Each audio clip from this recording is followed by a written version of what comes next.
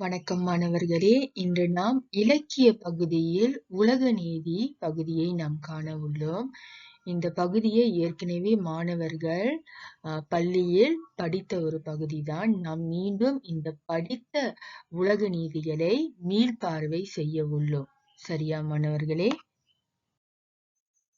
முதல் உலக நீதியாக ஓதாமல் ஒரு நாளும் மெருக்க வேண்டாம். அதன் பொருள் படிக்காமல் ஒரு நாளும் இருக்க வேண்டாம். சரியா மாணவர்களே? இதில் ஓதாமல் என்று சொல்லப்படும் சொல், ஓதாமல் என்பது படிக்காமல் அல்லது கற்காமல். ஒரு நாளும் என்பது ஒரு நாளும் இருக்க வேண்டாம் என்பது நாம் தினமும் கண்டிப்பாக புத்தகங்களை வாசிக்க வேண்டும் அல்லது வாசிக்கும் பழக்கத்தை பின்பற்ற வேண்டும் என்பதனை இந்த உலக நீதி நமக்கு வலியுறுத்துகின்றது. சரியா மாணவர்களே?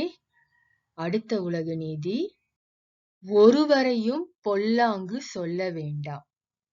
யாரை பற்றியும் தீமை பயக்கும் சொற்களை சொல்லக்கூடாது.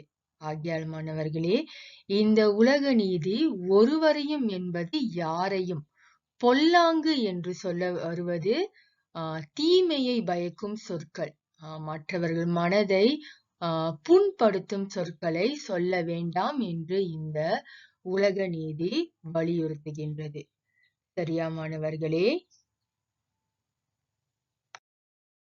போகாத விடந்தனிலே போக வேண்டாம்.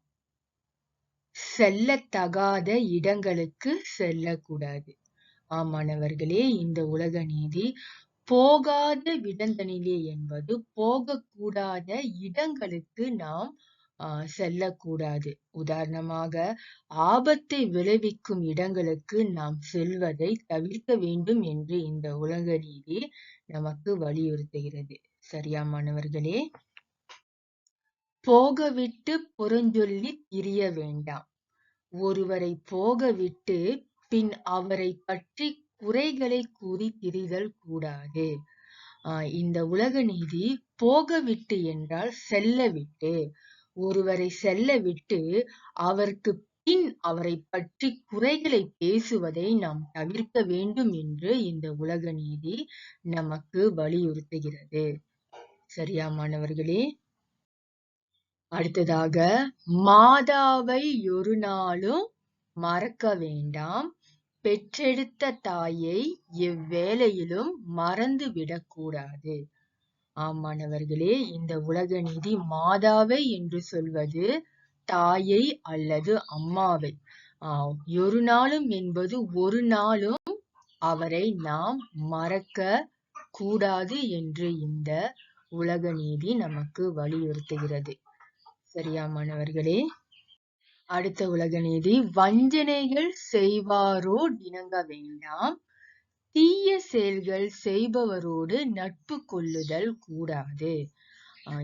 மாணவர்களே, இந்த உலக நீதி வஞ்சனைகள் என்று சொல்ல வருவது தீய செயல்கள்.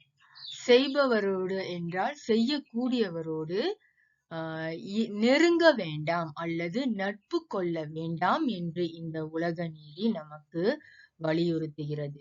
சரியா மாணவர்களே? தொடர்ந்து இடுப்பணி. இந்த இடுப்பணி பகுதியில் ஆசிரியர் உங்களுக்கு கேள்விகள் வழங்கியுள்ளேன். மாணவர்கள் சுயமாக கேள்விக்கான பதில்களை கண்டறிய வேண்டும். தொடர்ந்து மாணவர்கள் இந்த உலக நீதியை கொண்டு திரட்டேடு தயாரிக்க வேண்டும். அந்த திரட்டேட்டில் என்னென்ன அடங்கியிருக்க வேண்டும் என்றால், உலக நீதி, பொருள் மற்றும் இந்த அனைத்து கேள்விகளுக்கான பதிலும் அதில் அடங்கியிருக்க வேண்டும். சரியா மாணவர்களே?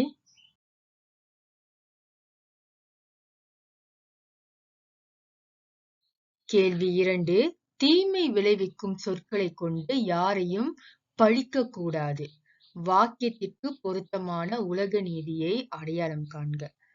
சரியா மாணவர்களே? இங்கு 3 உலக நீதி கொடுத்திருக்காங்க. இந்த வாக்கியத்திற்கு பொருத்தமான உலக நீதி எது என்று நீங்கள் கண்டறிய வேண்டும்.